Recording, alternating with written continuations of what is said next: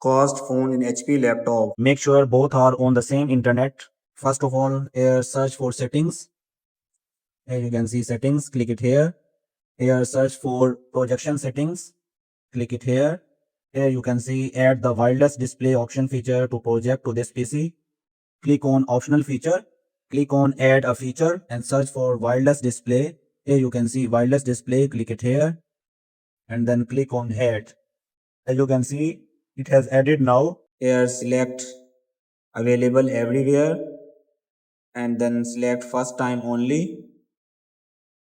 Here you can see launch the Connect app to project to this PC. Click it here. Now go to mobile and here you can see Smart View app here. Here you can see the device, mirror screen and then tap on start now. It is now connecting.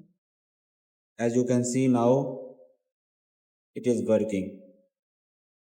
So this is it for this video. If you found this video helpful, hit the like button. If you have any questions, you can ask me in the comment section below.